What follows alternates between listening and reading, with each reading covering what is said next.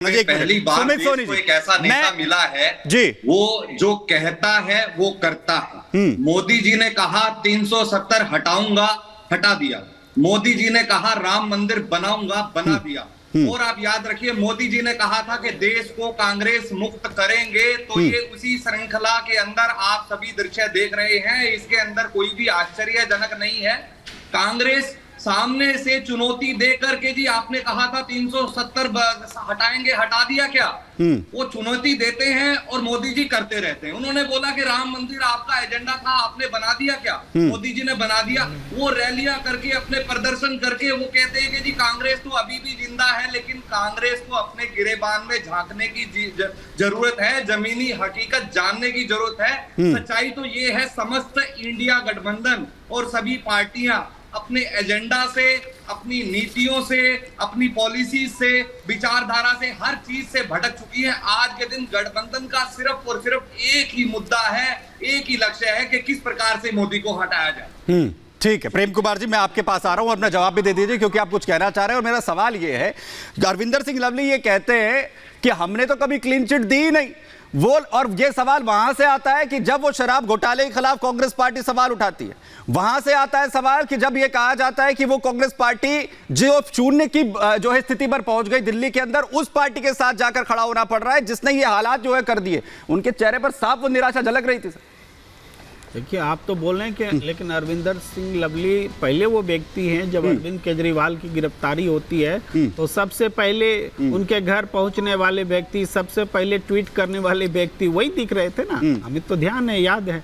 दूसरी बात यह कि कन्हैया कुमार को लेकर के जिस तरीके से ये लोग बोल देते हैं टुकड़े टुकड़े गैंग, 10 साल में टुकड़े टुकड़े गैंग के कितने लोगों को आपने पकड़ा भाई? किसी को नहीं पकड़ पाए। ये शर्मिंदगी होनी चाहिए इस सरकार को। बोलने से पहले हम बोल रहे हैं लेकिन कुछ कर ना पाए। उसके बाद देखिएगा, कन्हैया कुमार कम्युनिस्ट है। अरे कम्युनिस्ट पार्टी ऑफ इंडिया इस देश की पंजीकृत पार्टी है।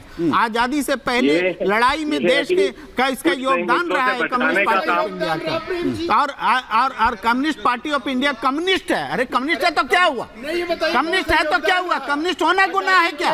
कम्युनिस्ट इस देश में गुनाह हो गया? अरे जो का क्या योगदान है?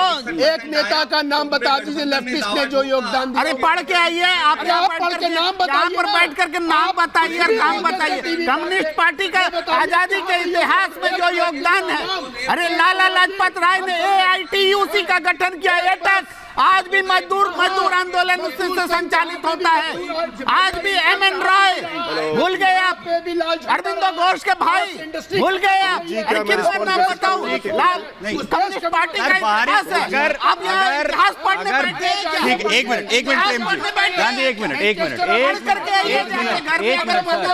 मिनट सर, ठीक है सर, प्रेम जी एक मिनट, संजय राणा जी एक मिनट, अमित ठीक है प्रेम जी एक मिनट, संजय राणा जी एक मिनट।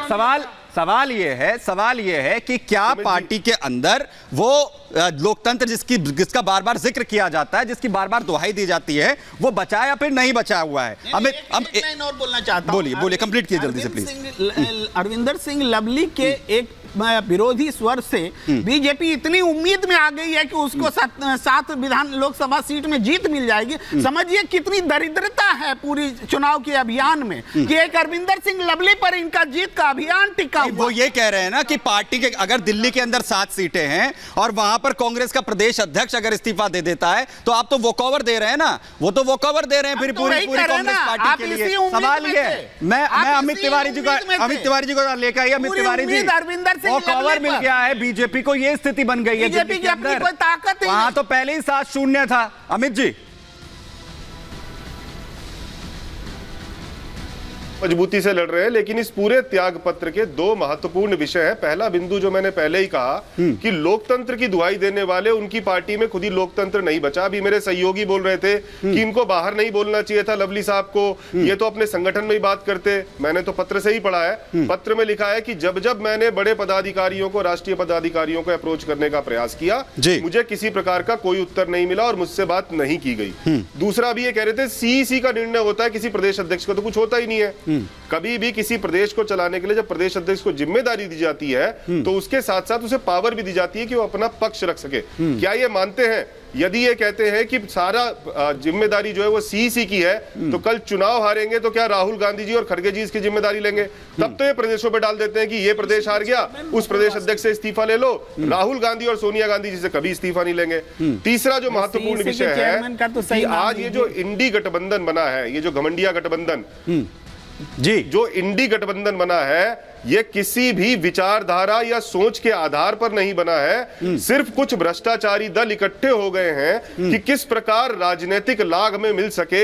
ये वही कांग्रेस है जिनके प्रदेश अध्यक्ष अनिल चौधरी जी और अजय माकन जी, जिन्होंने प्रेस कॉन्फ्रेंस करके कहा था कि 100 करोड़ का ठीक है, लेकिन दुष्यंत जी बात वहीं आती है कि एक प्रदेश अध्यक्ष को कांग्रेस के ये कहना पड़ता है अपने राष्ट्रीय अध्यक्ष को चिट्ठी लिखकर कि मुझे सिर्फ स्टैंप बना दिया गया है और मेरे मुझसे किसी भी बारे में कोई चर्चा जो है वो नहीं हो रही है। दुष्यंत जी, ये स्थिति जो है पार्टी के अंदर हो गई है, तो बाकी कार्यकर्ताओं की क्या स्थिति होगी वो ये कह रहे हैं। जी देखिए, कांग्रेस पार्टी समंदर है, इसमें हर व्यक्ति को अपनी बात कहने का अधिकार है। उन्होंने कह दी, गलत तरीके से कही, जिस समय पे कही समय गलत चुना, अब उनका इस्तीफा स्वीकार हो जाएगा। कांग्रेस पार्टी ने अपने प्रत्याशियों का चयन किया है, अपने जो सीनियर लीडरशिप है उनके माध्यम से किया है। सीईसी के चेयरमैन आदरणीय मुकुल वासनिक जी हैं और कांग्रेस के तीनों प्रत्याशी जीत रहे हैं। नहीं, उसमें उनका क्या रोल था? पार्टी अरविंदर सिंह लवली का क्या रोल था? क्या रोल था? रोल होता है, एक जिम्मेदारी तो है ना उनके कंधों पर सर। देखिए, सभी जिला कमेटियां उनको सक्षम प्रत्याशियों के बायोडाटा भेजती हैं, उन पे अपनी रिपोर्ट लगा के भेजना है प्रदेश अध्यक्ष का काम होता है। प्रदेश अध्यक्ष का काम टिकट बांटना नहीं होता है। नहीं होता है। राय जरूरी है, नहीं, के लिए बाकायदा एक निकाय है, एक सिस्टम है पार्टी के अंदर, उन्होंने अपना चयन किया है। 22 लाख में आपको एक कार्यकर्ता नहीं। ठीक है, मैं अभी वापस आपके पास आ रहा हूँ। संजय जी भी हमारे साथ यहाँ पर जुड़ गए, जरा उन्हें भी ले आइए। संजय मिश्रा जी भी हमारे साथ यहाँ पर जुड़ गए, थोड़ी सी देर हो गई संजय मिश्रा जी पहुंचते, और सबसे बड़ी बात मैं आपके साथ यहीं से शुरुआत करूंगा कि वो कह रहे हैं कि जो गठबंधन के उसूल थे, जिसकी सारी बात होती थी, हम कैसे ताक पर रख दें, और वो कह रहे हैं कि उस पार्टी के साथ जाना पड़ रहा है जिनके खिलाफ लगातार चुनाव लड़ते रहे, पिछले 8 सालों से एक बेस बनाते रहे, अब कह रहे हैं कि उस पर लात मार दीजिए। नहीं, बिल्कुल ठीक बात है, लेकिन मैं आते आते देर तो हो गया था, लेकिन मैं आपके ये पूरा डिबेट सुनते हुए आ रहा था जी। भारतीय जनता पार्टी के लोगों का जो कहना है, मुझे एक बात समझ में नहीं आ रही है, ना तो इनकी खुद की चिंता है, ना इनको जनता की चिंता है, इनको कांग्रेस इंडिया गठबंधन की चिंता ज्यादा है।